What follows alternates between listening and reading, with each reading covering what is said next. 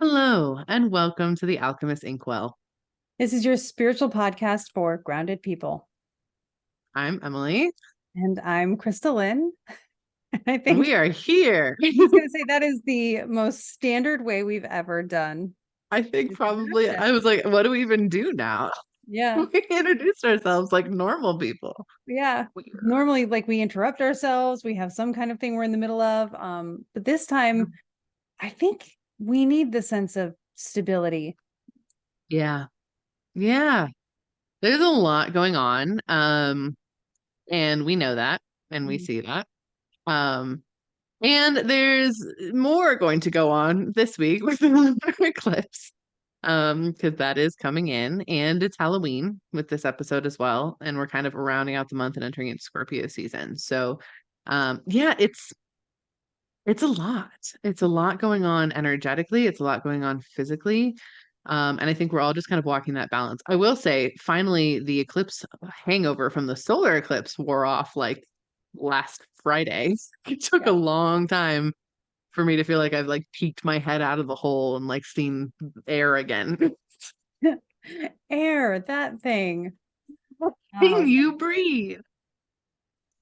yep. And that was so last Friday was an interesting time because we did have the Mercury Cazimi. We are halfway between retrogrades now. But it was also square Pluto. So there's still Mm-hmm. a lot of, I want to say, like, in the truest sense, there's a lot of drama that we're going through. Like, we are feeling drama, as in the comedy and the tragedy and the tearing between the two, and Mm-hmm. what am I supposed to feel with what I'm presented with right now? And am I supposed to act? Is it my turn to act? If it is, how do I act? What do I do? How, where's my position in all this? This kind of pull in two directions, but still being stuck in the middle Yeah. energy.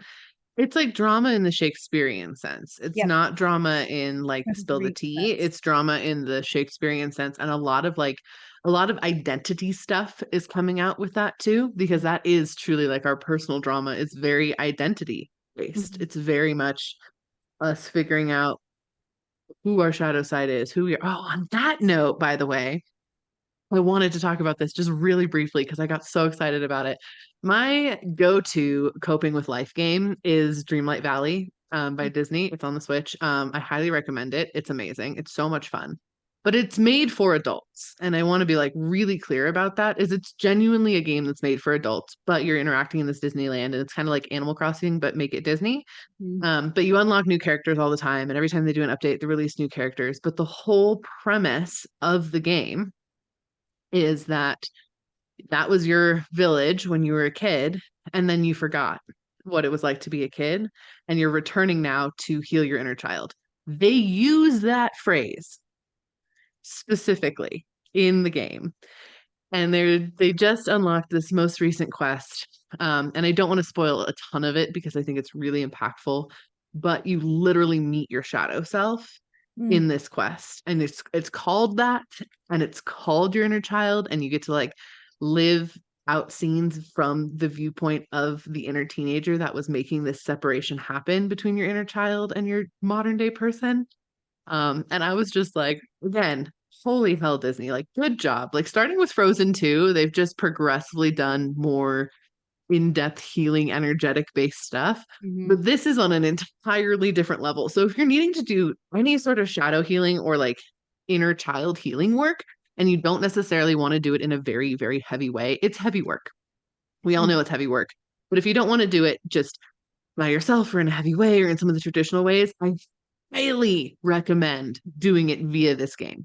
Mhm. um and it's not a like you buy the game. I don't even know if you buy the game.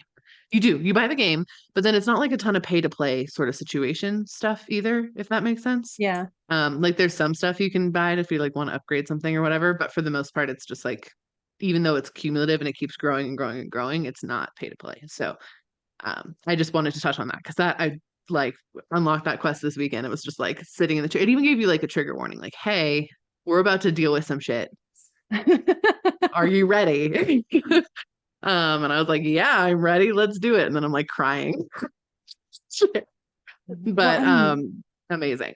yeah. I mean, few Mhm. people know as we do. or I guess, it's a secret constantly unfolding for people, that storytelling really Mhm. is a great access point Yeah. for doing inner healing. It's in psychology, it's in archetypal stuff. In my book club on Patreon, we're working a lot with archetypes in astrology and archetypes in society and transpersonal experience. A lot of what Yeah. relates to, eclipses and Pluto being a transpersonal planet, but also just in reading a story or Hmm. experiencing a story via game. And that's kind of what you and I have always been passionate about with the Forgotten Yeah. Storytellers. Yeah. Yeah. So that is just, it was perfectly on theme too for like the start of Scorpio season. I was like, Mhm. okay, Yeah, that okay, this shadow is what work. we're doing. Yeah. They probably also know Um, there's a lunar eclipse. So they're like, listen, as we're right. getting into the shadow, It was let's actually do their the like work. Halloween. It's like their Halloween event, Hmm. which it's all like it is a storyline. Like the storyline grows. Um, but it was their Halloween basically. I was like, I just thought I was unlocking the fairy godmother, but holy shit, not what we're doing. Oh, I love it. Yeah, Yeah. that's really cool. Yeah, I highly recommend it. And you can it's fun too because there's so many different creative things you can do. Like you can design your own clothes or whatever, or you can like totally do your whole house like you do in Animal Crossing, but you can craft tons more furniture. And also when you craft something, you can then design it like freely. And it's really cool and really fun. And you get to like, you know, mend Ariel and Ursula's relationship and like just do Yay. like cute little things like that. It's Yeah. adorable. So anyway, that was my coping with this weekend's Yeah. Mercury Cazimi square Pluto energy. So Yeah. I have a feeling underneath. once we get settled into, we're moving next week. So Hmm. that's why the bookshelves are a little bit more sparse than they would normally look like. Um, but after that, I'm gonna need to get lost in a game. I know I'm going to. Yeah. I'm just about done preparing my talk for Astromagia, and that's been a big thing for me. I'm doing a lot of studying on it. Thank you. Um, but after that, like I need a break. Hmm. So I can't wait to crash into a video game and just get lost there for like 3 days. Yeah. Yeah. I don't blame you. I've been feeling the need to do that too. And I took like 2 hours yesterday just to play. And I was like, oh, well, Yeah. that's right. I like this. This is nice. Yeah, but yeah, especially after moving, you'll just need to take a minute to burn out. Mhm. So on that note, though, talking about talks, that's a great segue. Um, Krista and I and Rebecca have an amazing announcement, which you may or may not already have seen, depending upon when you hit this podcast. But we are hosting a metaphysical, spiritual, magical conference this coming January. And that's not the name, but it would have made a really good name. Say it five Right? times fast. Yeah, so it's Um, actually called the Sacred Spaces Gathering, which is going to be amazing. We are going to discuss magic, astrology, paranormal investigation, connecting with spirits, connecting with your guides in an ethical, responsible, and just like being a good human being type way. yeah, And healthy I'm way. so excited to be filling this hole in the community. Oh my gosh, me too. So the three of us have been working on this since what, March? At I think. least, yeah. So we've been working on it a long time, getting it going, getting it launched. Actually, tickets go live October 31st, on Halloween. Yes, we know. Mhm. Um, so if you want to check out all the detailed information, you can go to sacredspacesgathering.com. I'm sure we can link it below the YouTube video, or go to any of our link trees and you'll find it there. But it's really, really exciting. It is a little bit smaller. I mean, it's not going to be like a 10,000 person gathering by any means. We're talking like 200 people, Yep. but that's okay. And we're doing a lot of really fun stuff. So we do have like VIP tickets, which have some extra VIP events, such as like a ghost scavenger hunt and a speed reading event where it's like speed dating, but speed reading, With a bunch of which is different readers of different practices like tarot and hand reading, and you guessed it, like all of yeah, them. I think we have someone that's doing like Runes.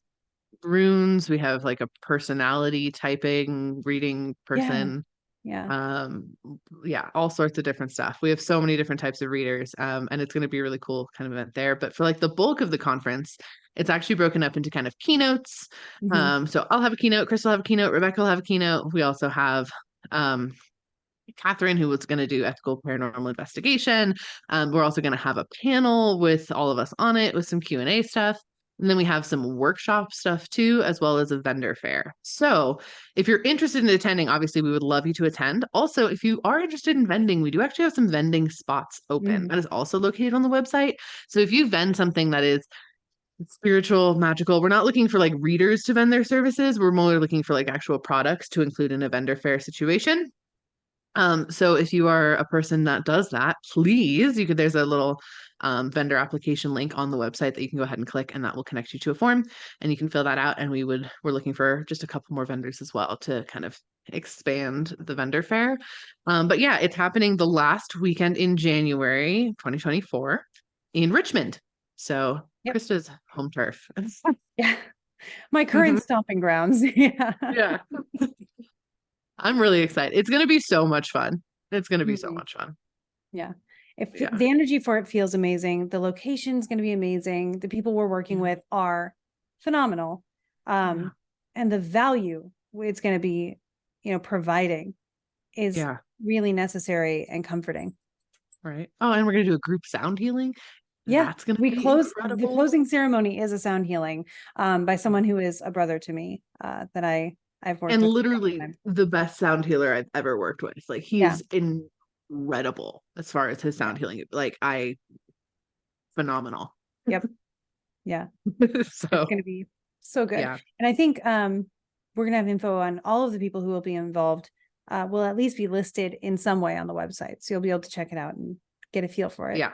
Yeah. The website is evolving as we Mhm. go because there's a couple. I think there's two speakers we're still fully locking in, which is where you'll see the announcements on the website as they come up. And then some of the readers we're locking into. So we'll also have a page for just like the readers on all of that, and then updating the vendors as we go as well. But we're doing this thing and it's going Mhm. to be awesome. Yeah. I'm really excited about it. Yeah. Uh-huh. Yeah, but if you guys have any questions, feel free to comment on the YouTube and we'll happily answer them there, or you can email info@sacredspacesgathering.com Hmm. and we will happily answer questions there as well. Yeah, it's really exciting, and we've been working on it for so long, and I can't believe it's happening now. So tickets go live October 31st, and all the details are on the website. Hmm. Yeah, Yeah. that's big announcement number one. Number two is we do still have some space in the Forgotten Storytellers. Hmm. Um, it is filling up, but we do have some space, so we just want to keep talking about that. If you have a story, just like we were talking about just then with the Disney game, which I'm not sponsored by the way. I just wanted Yeah. to talk I about mean, it. not that we're not open to it, because Yeah, totally as a open to previous it. cast member, Mhm. okay. Come here, mouse. Let's fist bump. Yeah. I'm all about it. Truly, though, would love to be sponsored by them. But in the same vein, if you have a story that you really feel, one that you just really want to write, a fiction story that speaks to your Mhm. soul, we'd love to help you and help you get the tools and the activations necessary to really help you do it in an aligned way. But if you also want to write a fiction story that has a big, expansive reach and impact on everyone who reads it, that's what the Forgotten Storyteller is about. So Mhm. we Plus, would you love get to to have hang you out with us join. for like a solid 4 months online and then eventually also in person, Yeah, we which get to hang we out with you. love. It makes us so happy. It's like Yeah. one of our favorite things to do. We have so many good like friends now that were Mhm. Forgotten Storyteller clients. Purely Oh, because we spend so much time hanging out with them. yes. And So, I just remembered also, today is also a bookend episode. So we'll be discussing the books yes. that we have read. But also we should really talk about the book that is being developed by Ninth House right now, because our author Aspen has recently just launched her Indiegogo campaign, where you can help Mhm. us get her through every step of the process so that she can publish her book without having to dent her actual savings and enjoy the process through the whole thing. So if you want to Yes. support Aspen as the very first Ninth House author with her incredible book, The Crimson Clover, which has so many necessary themes. Oh my gosh. And It's she did so such a good cool. job writing her synopsis. So I am not gonna like butcher it trying to come up with it Hmm. here. Maybe we'll put the link to the Indiegogo campaign in the description of this video so you can check it out for yourself and see if it's something that you feel aligned to support too. But hey, Yeah. Aspen, it's so good to be working with you, and I can't wait. The first tier of Aspen's process is that we get to beta read the story. So we're Hmm. very excited for that to So happen, excited. because I want to read this more in depth. This is actually a book that Aspen wrote in the Forgotten Storytellers. Yep. So this is our first Forgotten Storytellers publishing process where we are publishing the book with Ninth House. And I will say other Forgotten Storytellers have published on their own, and the work that Mm.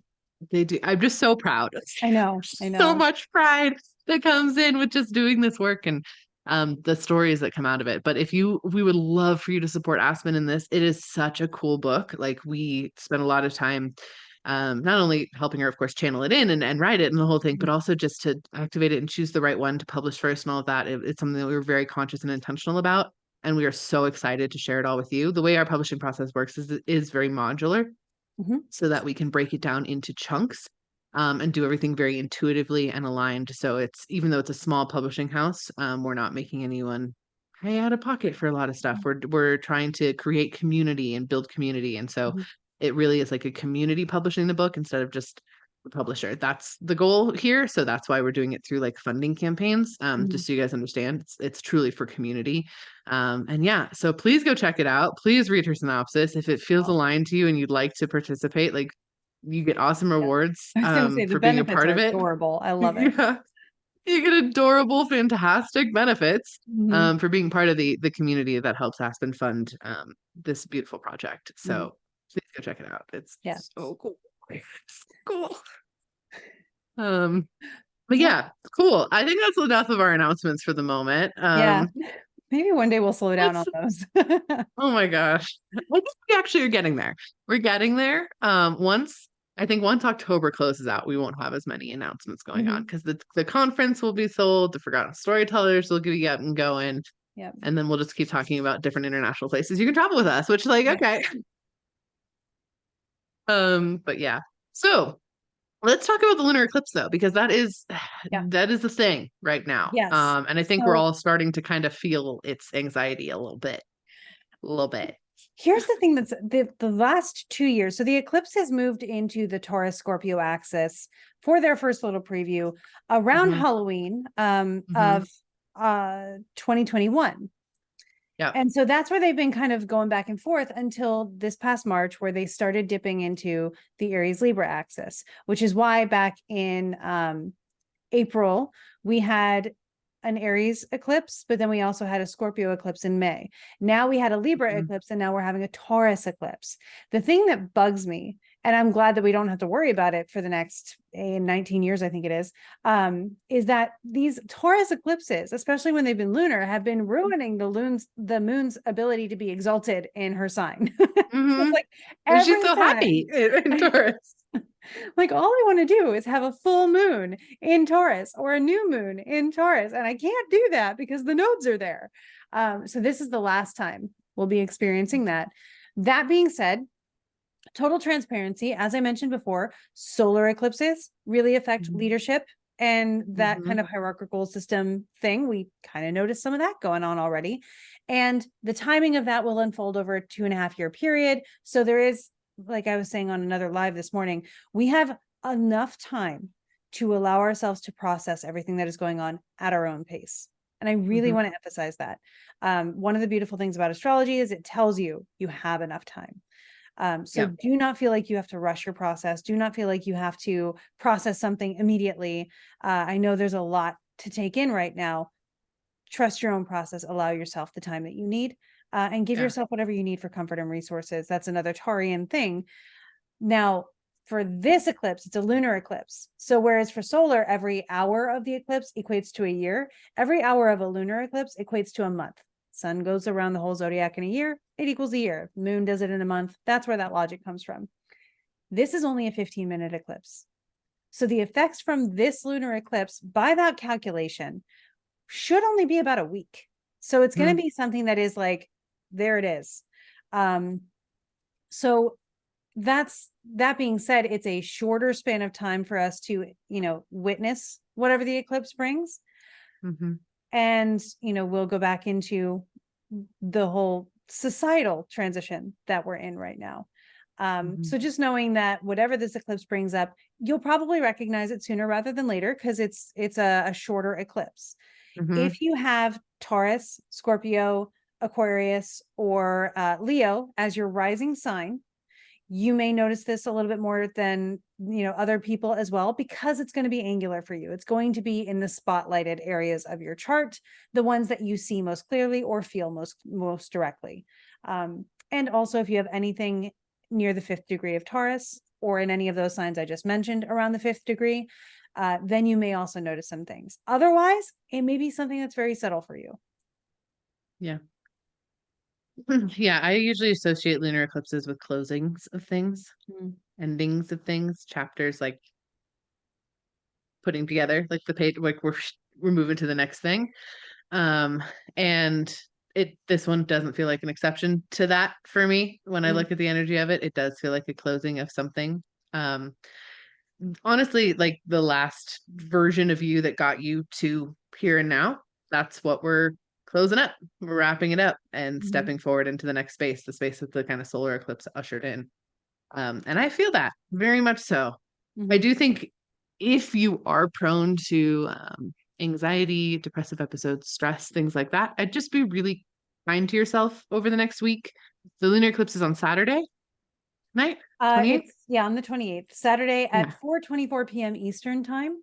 Yeah, so middle of the day. And you can't really see it unless you're in like Eastern Europe or Eastern Africa. That's kind of what it's covering right now. If the sun is up where you are, you're not going to see it because Yeah. it's the full moon. So it's the opposite. Yeah. And it's a partial, I think, too, right? It's a not total. like a full. It's a total? Okay. Well, I was wrong then.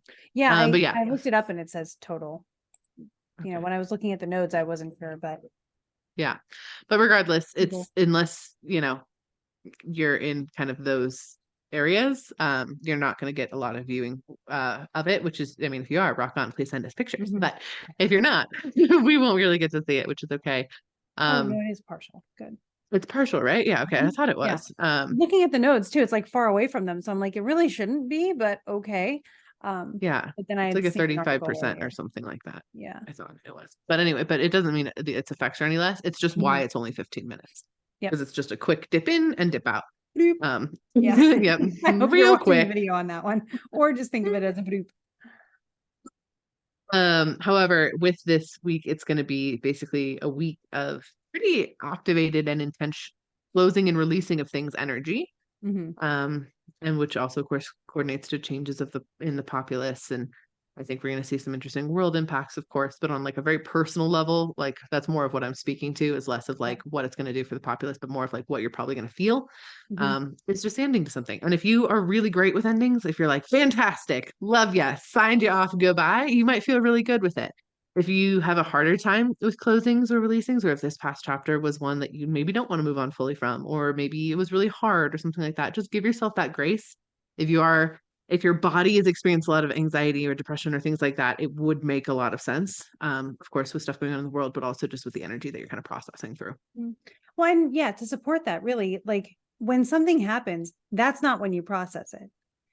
Something happens and then you process it. So just because the eclipse is happening, or the conclusion of this, 2-ish year cycle of eclipses is coming to a close, doesn't mean you have to have it all figured out. This is the part where you now have the whole story and can look back and figure it out with the picture in place.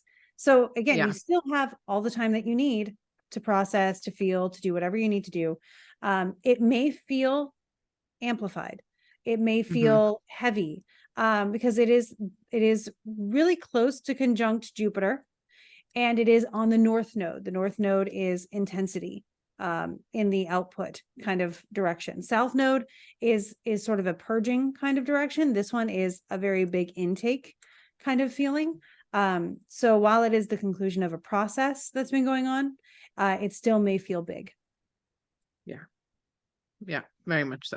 Very much so. I really love lunar eclipses typically. Their energy is always, I don't know, I just vibe. It's Scorpio moon, I think is what it is.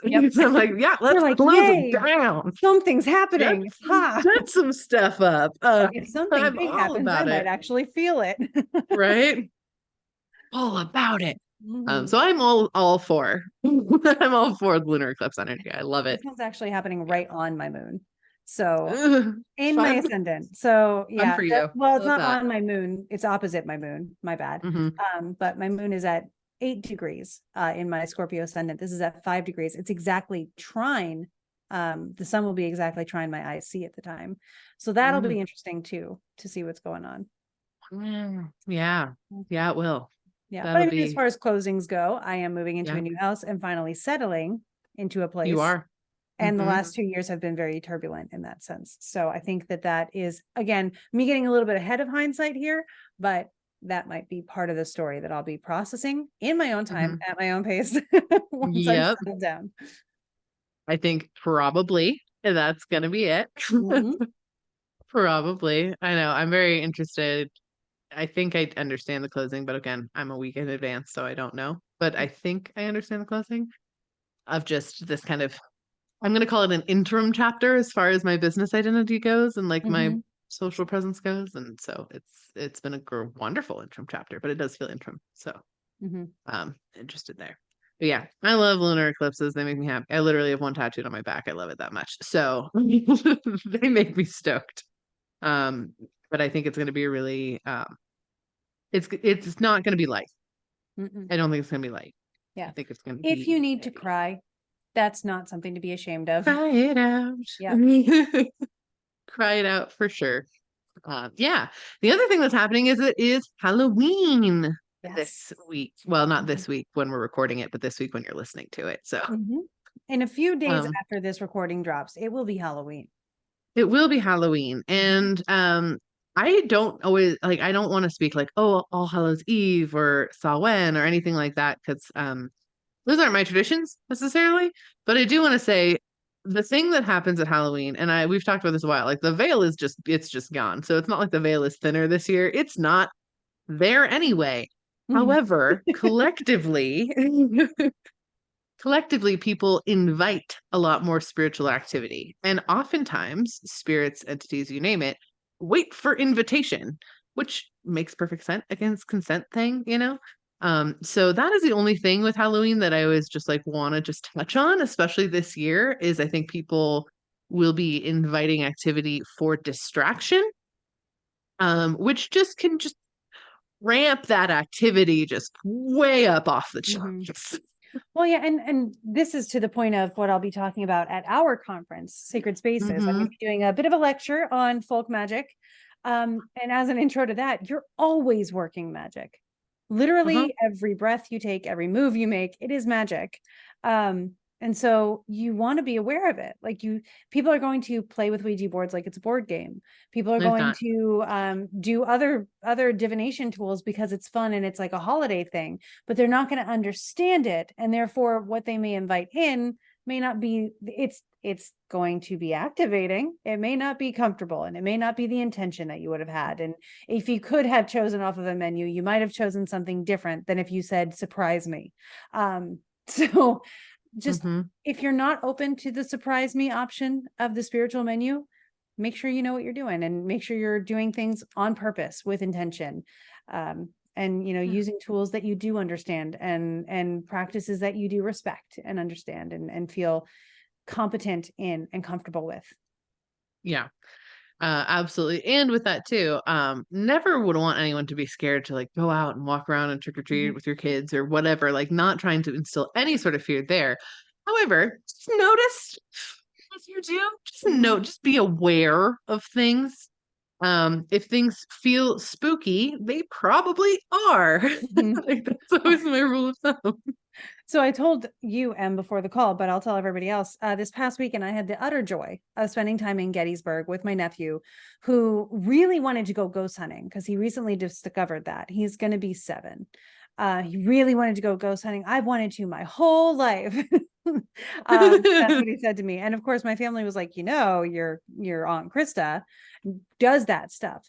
So we had this whole big talk on a battleground. He saw images that I was like, that might make you feel uncomfortable. And he's like, no, I'm used to it. I'm totally used to it. I can handle it. I'm like, okay. But we need to respect that this was someone's life, and like it Hmm. represents something. And just because you can look at a picture and not be scared doesn't mean that we don't want to take a minute and, respect. If we're talking to any kind of energy, we need to respect that it has a personality, or it could, Hmm. need just as much nurturing as we do as humans. Um, and so there was this whole ethical thing that we went into about, like, you're talking to a person right now, or you're Hmm. connecting with, we connected with Oh, of course I forgot her name. Not supposed to share it. I guess not. But we did connect with the Because I spirit. just forgot it too. I know. I just remembered All it, right. but I'm not going to share it out of respect. We went to a house and connected with a spirit there that is well known. And she was lovely with my nephew. She connected so well. It literally to me in my clair perception looked like a Disney princess coming out of the park to specially take pictures with and interact with a child. And it was really, really cool. He had a great experience with it. And I hope that he like learned how normal it can be and how, that's just another interaction, just like every other one. And like, you can respect it instead of thinking it's so weird and kind of poking fun at it.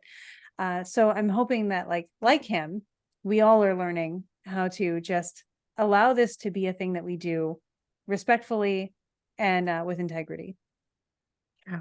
I mean, ghosts are people too. Mm-hmm. There were people You need before that on your you. t-shirt. Yeah. Ghosts were people first. The ghosts were people first. Because they were.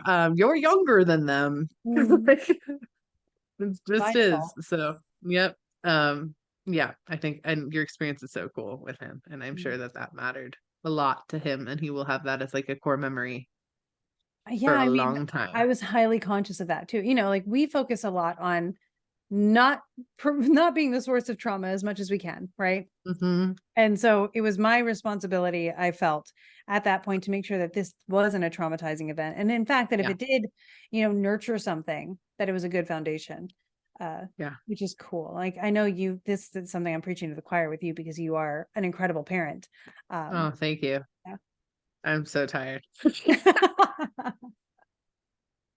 Like, you're an incredible parent. I'm like, really? Because today I was like, where choose? Why have you not eaten? I don't understand what about middle school makes you decide that time is irrelevant, but you're gonna get lunch detention if you're still late. So anyway, I appreciate that bit of compliment because I don't like it. But yeah, I agree. Having that solid foundation for this type of stuff it's so healthy and so good. And yeah. It also makes, I think this is something that we were all deprived of a lot, unless you had a family that was really spiritually inclined in like a witchy woo woo sort of way. Because I do think it's so empowering and to know that these things are real and that if you see things, it's normal and those sorts of things when you're a little kid versus figuring it out as an adult and having to undo the whole, it's in your head, it's just pretend, and this is not a thing, blah, blah, blah, blah, blah. It's just an empowering, like really cool dynamic to build. And it's part of the world, and so are you. That's another thing that the people, the wonderful people who are in the book club, we're going through archetypes and like different worldviews. It's kind of what we're building into right now, of like, how can we see the magic of the world and incorporate astrology and incorporate folk magic and all that. And we're really having a lot of discussion on nature is nature and so are you. Yeah. And Yes. when you were brought up in maybe not as inclusive of a mindset for nature and the supernatural and all those things, it's a bit of a challenge to get your mind around it when you're older. But I think is really cool if you did have the experience growing up of like, everything, almost like, I guess, a more animist experience might be good for it. Yeah, I agree with that. I do. My bunnies are just like I know, literally watching. I know. I was just like, what is going on? Well, I'm watching Doompaw pick up his full food bowl and just fling it across the entire enclosure. And then he just looks at me like, it's full. What for me? Not the right I don't kind know. of full. He just didn't want it there. Fine, Doom. Yeah. All right, cool. Well, it's also bookends. Should we talk about what we read this month? Yes, I was Speaking just of your book pulling out club. my list. Yeah. So the book club is reading Cosmos and Psyche by Richard Tarnas. And we're probably going to keep reading it because it's quite a long book. So we're taking it section by section. So if you are thinking about joining the book club, you really won't have missed anything. There is an audiobook too. I would speed it up to like 1.5 speed. That's how I do things. But you can join at any time and be included in the conversation. We do have a live call every month. That's cool. What I read on my own this month was a lot of astrology, ancient stuff, because I'm preparing for my Astromagia talk, but I'm also diving into like older translations and some Mm. theology courses that I've been taking. So that's taken up some of my reading time. But I did finish the Cunning Man series with the Jupiter knife by Mm-hmm. DJ Butler, which I was really impressed with as far as folk magic goes of the tradition that I'm familiar with, and bringing in astrology in a very, like, they did a good job. They had the placements right, the dates right. They did a good job. They knew what they were doing. Like, it's very well researched. So highly recommend that series. It starts with The Cunning Man. So yeah, pick that up if you want to. I then read Before We Disappear, which was Mm. like a Seattle, Alaska World's Fair kind of thing. And there was Mm. like two magicians. One actually had abilities, and one was just a magician's assistant slash thief. Mm. And it was, I wanted it to be a little bit more than it was, but it was fine. Like, it's a good like palate cleanser kind of book. It may Okay. not end up on my shelf, but I wasn't too bad against it. Currently, I'm reading A Botanist's Guide to Parties and Poisons by Kate Kavari, and it's very much like a Hercule Poirot kind of style, but it's Mm. a female detective in early 1900s or perhaps late 1800s, academia, solving mysteries and making things happen and being brilliant, but also having to navigate in the more chauvinistic society. Yeah. But it's really cool because she also, one of my favorite things I like so far is she lives with her best friend, and they Mm. live like they're a couple. They're not, the main character is a straight woman. She has like attractions to the men in the books. Like, they end up being her interests, but the relationship she has with her best friend is so Oh. cool and like domestic and beautiful, and then them just making it work for them without having to be held back by other expectations. I think I accidentally picked up the second in what would be like a series of standalones. Mm. There are some references to like the last person that she dated and all this other stuff, and I have a feeling I picked up them in the wrong order. That being said, it stands alone really well. It's interesting. I'm about halfway through it. It may end up on my shelf. We'll have to see. Mm. Yeah. Cute. Mm-hmm. Okay. Nice. How I about love you? that.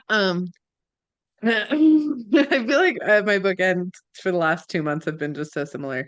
But that's because I am still neck deep into my year of Sanderson. I took that to the core. Let me just put it that way. Like, To the it was core. marketed as a year of Sanderson, but truly, like, ooh, I have embraced it. So I am very deep into the Stormlight Archive, which honestly I couldn't recommend more. It's incredible. Which, go figure, like, if you want to be a better writer, I highly recommend reading Sanderson, even if that's not your genre. Like, even if you're writing contemporary fiction or in something like that, it will make you a better writer, purely on the level of it's one, a completely channeled 100%. It's a first channeled in that. Also, it's just the planning and the execution and the way information is revealed and the storytelling and the types of like little clues. It's masterful. It's masterful. So I read The Way of Kings last month, I think. And then this month I read Words of Radiance, which was so far has been my favorite of the series, which is the second book. Mm-hmm. It was really good. I do want to say it's everything's powered off crystals and stormlight, which is really cool. So There's a cool. lot of crystals and understanding there. But then every like people not to spoil anything really, but people interact with Sprin, which are essentially beings they're thought form spirits. They're Hmm. beings born of humans' thoughts and perception of something. And their relationships with certain humans develop really interestingly, and it's pretty beautiful and incredible. I really like how it's portrayed. It feels very on par with a lot of magic and intuitive stuff that I've done. And I Mm-hmm. really, really appreciate that. Um, Down to things like someone sees visions, and really it's very much more like astral travel and things like Mm-hmm. that. And it's really well done. So I read that, and then I read a novella that comes between the second book and the third book. It's called Edge Dancer, which is adorable because it focuses on like not a main character of the main series, but will be later, and so it bridges some gaps. It's it's super duper cute because she's 13, where the rest of the series, they're all adults, but she's 13 and she has these powers, and it's her just being like, instead of some of the people in the book are like, oh, I have this power, I have like windrunner power, I have this. She's like, I'm awesome. And if I eat food, I become more awesome. And then if I'm get hungry, my awesome runs out. And it's like described as like a perspective of a 13-year-old. It's adorable. I really like it. If you want to like get the feel, it's a quick one. I think it was like a 4-hour audiobook. It was really fast. But that's the feel of the series. And now I'm about a quarter of the way through Oathbringer. So this is the third book in the series. Then there's another little novella, and then there's the fourth book that's out. And then the next book isn't coming out until next November. So November 2025, I think. Or 2024, not 25. And I'm really excited about it, but it's really good. It's really good. It's one of those books that makes you feel nervous for every single character. Oh, I don't know if But I in can a go way, through that again. I know, but in a way that you're like, but I like them all. And then like when they're doing something stupid, you're like, no, like I get it, but no, not supposed to do that. Um, yeah, and then I also just started casually reading You Can't Spell Treason Without T, just to have Yeah. like a little bit of a, and I'm reading that, not listening to it, because I'm listening to when I listen to audiobooks, like I do it while I'm washing the dishes and while I take a shower and like when I'm driving in the car and like that sort of thing, because I have time to listen. If I'm reading something, I'm usually doing it like that. Right. So I'm reading that one. I'm reading another one too that someone else asked me to read that's like a beta reading situation. So doing that as well.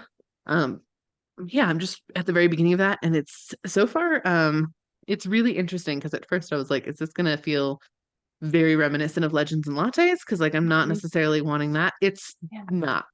Um Because that was it's my thought too. basically, yeah, the chief or the leader of this horrible Queen's Guard, like she's a terrible monarch, um, has been doing her dirty work for like years and years and years and years, and like kind of secretly is dating like the best mage in the kingdom, Mhm. essentially.